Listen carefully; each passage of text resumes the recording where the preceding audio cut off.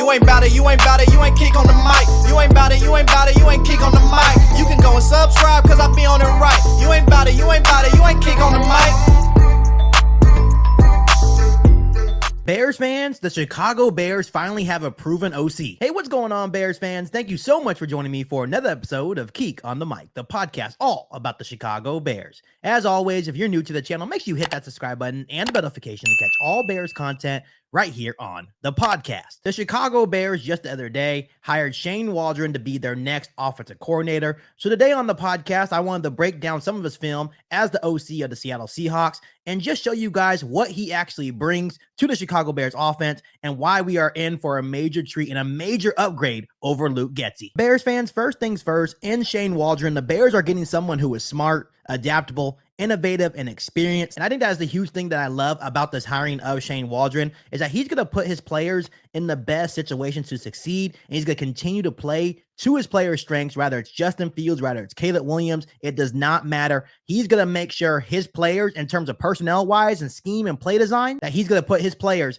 in the best situations to make a lot of plays. While breaking down the tape, Bears fans, of Shane Waldron calling plays for the Seattle Seahawks, he definitely loves the 12 personnel sets, the one running back, two tight end sets, as the Seahawks used the 12 personnel sets nearly 30% of the time and had the highest success rate in the National Football League. So to me, when I really watched the tape of Shane Waldron calling plays for the Seattle Seahawks offense, the one thing that comes to my mind that Ryan Poles and the Chicago Bears are going to have to add more wide receivers to this offense. I know at the moment, the only dependable wide receiver we have right now is DJ Moore. So adding to DJ Moore in terms of receivers, and then we need to find another tight end to complement with Cole Kmet, because obviously when I break down the tape today right here on Keek on the Mic, Shane Waldron definitely loves to have the two tight end sets. The tight ends definitely got involved within the Seattle Seahawks offense. So the Chicago Bears and Ryan Poles have a lot of work to do to make sure that Shane Waldron actually has the personnel to make this offense successful in Chicago. All right, Bears fans, so let's go ahead and break his offense down with the Seattle Seahawks. In the first play, the Seahawks are in a 3-by-1 formation with Metcalf on the top of the screen.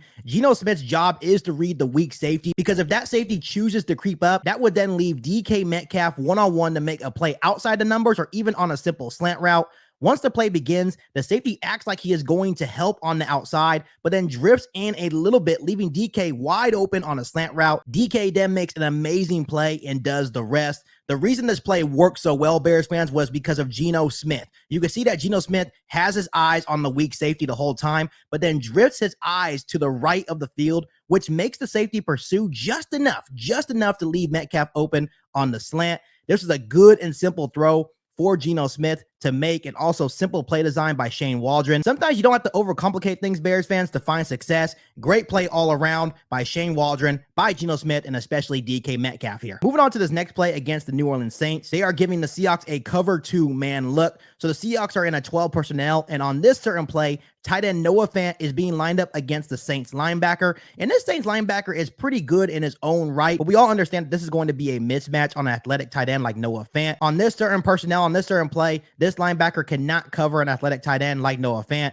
Fant is going to run a dig to the inside of the football field. The safety is just not biting down hard enough, and Geno Smith delivers an absolute strike to Noah Fant. These are the type of plays that get the offense rolling, Bears fans, and I expect a lot of this with Cole Kmet within this Bears offense, and that's why I keep saying within this Shane Waldron offense, with the plays that I show you on this episode of Keek on the Mic, he loves the 12 personnel sets. He loves using the tight ends. I am so excited for Cole Kmet's fit within the Shane Waldron offense. As many of you guys know, within this West Coast style offense, you tend to see a lot of movement, a lot of misdirection within this West Coast style offense. On this certain play, the Seahawks are dealing with a cover 1-man look by the New Orleans Saints. And once again, Noah Fant is going to beat it. Once again, he's lined up against another linebacker. And as the play rolls on, we get a naked rollout by Geno Smith. This time, instead of Fant running a simple dig, he runs a corner. When you look at the safety, he is way too deep in his alignment and is unable to make a play on this ball. This leaves Noah Fant wide open, and Geno Smith makes a good throw on the run for a huge gain for the Seattle Seahawks offense. I always used to stress with Luke Getsy to get Justin Fields outside the pocket, get him on the move. This is something that Shane Waldron did a lot with Geno Smith,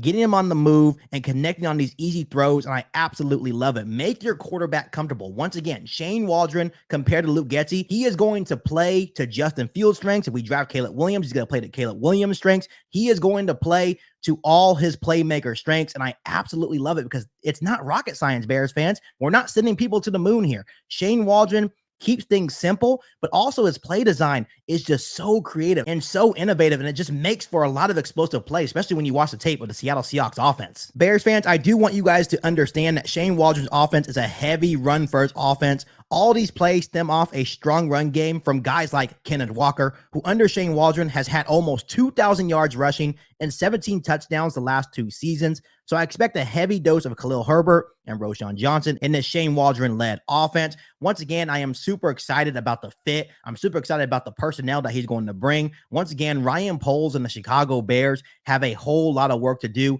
to make sure they're continuing to add the pieces to really make this Shane Waldron-led offense explosive here in Chicago and really mimic what he did in Seattle. Once again, when you look at the Seattle Seahawks, they had the 2 tight ends in Will Dissly and Noah Fant. They had DK Metcalf, Tyler Lockett, and they obviously added Njigba as well in the first round of last year's draft. So the Chicago Bears need to add a couple more wide receivers alongside DJ Moore. And they also need to look into adding another athletic tight end alongside Cole Kmet, because once again, you're going to see a lot of that 12 personnel set, the 2 tight ends, the 1 running back. But overall, he's innovative, he's creative, he's experienced. This is going to be an absolutely massive upgrade for this Chicago Bears offense. And Bears fans, personally, we should definitely be pumped for what's to come with Shane Waldron calling plays in Chicago. Before I let you guys go, make sure you continue to hit that subscribe button and the notification to catch all Bears content right here on the podcast. Make sure you follow me on all my social media platforms, and make sure you share this episode of Geek on the Mic with every single Bears fan that you know. Better than that, be back for all new Bears podcasts right here on Geek on the Mic. Thanks, guys, and as always, bear down. You've been listening to Geek on the Mic, a podcast all about the Chicago Bears. Don't forget to subscribe to the channel and hit the bell notification to catch all Bears content right here on the podcast. Thanks, guys, and bear down.